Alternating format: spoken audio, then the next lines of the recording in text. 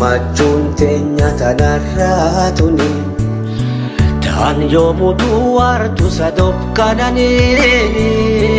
tan yoomutu wartu sadoof kananiini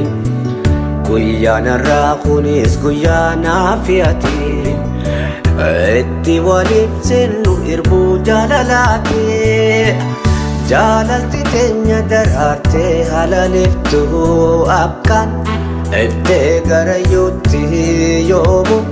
taatee fakkii namayyuuti jaalalti teenya daraartee halaliftu akkan iftee garayyuutti yoomu taatee fakkii namayyuuti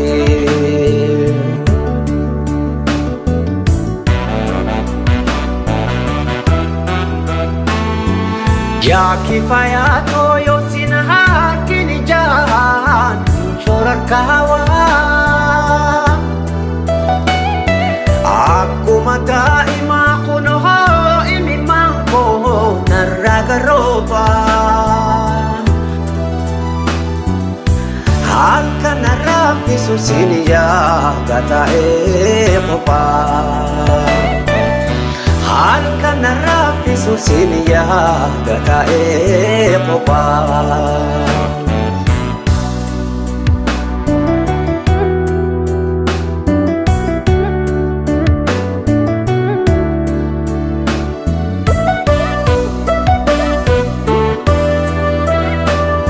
Sichigahe wal yadun halala Baradera turre jirata jireenya kophaa dardarummaani wala burree kunoo barkaadhi mummaadhaan nulachuu jaalalaani yaa Kifayaa kunoo arra guyyaan kawwaliin janne kunoo arra guyyaan arragee kawwaliin eeggachaadhaa turre obsaani yaa Kifayaa kunoo arra guyyaan kawwaliin janne kunoo arra guyyaan arragee kawwaliin eeggachaadhaa turre obsaani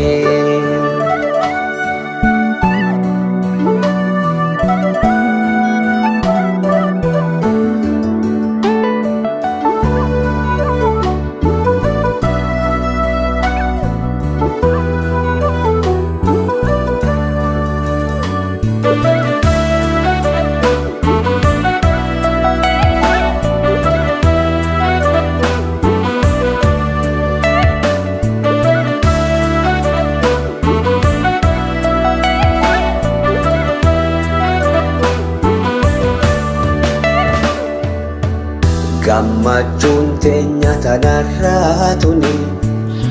tan yoomutu wartu sadoof kananiini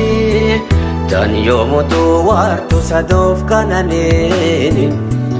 guyyaan irraa kunis guyyaan afiyati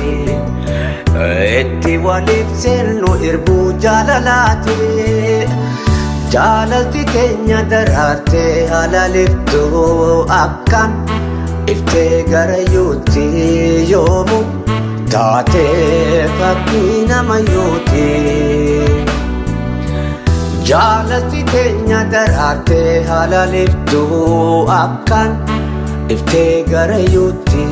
yoomu taatee fakkii namayyuuti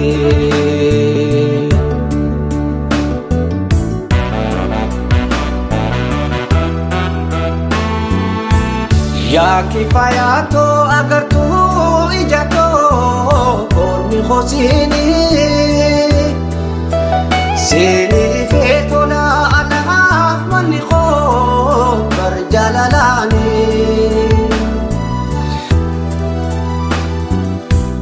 fudhu boraa faadhu onneetu siin kunuunsaani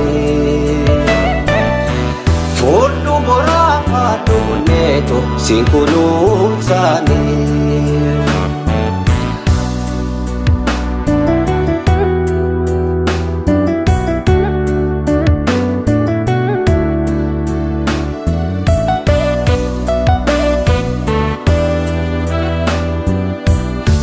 Mamine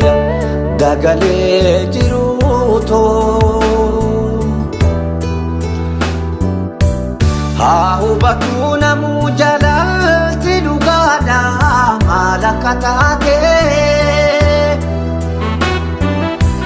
Alifira fi hiriyota olatin kan utubamte Ya Kifaya to khuno arraguyan kawalin janne khuno arraguyan arrage kawalin gallunu laju mana tokote Ya Kifaya to khuno arraguyan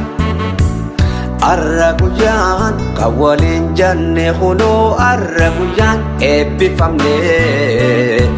kawalin gallunu laju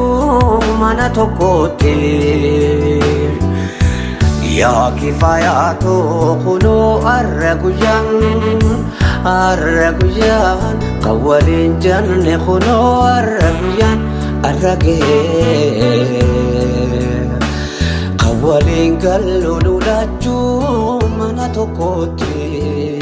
Ya Kifaya to khuno arraguyan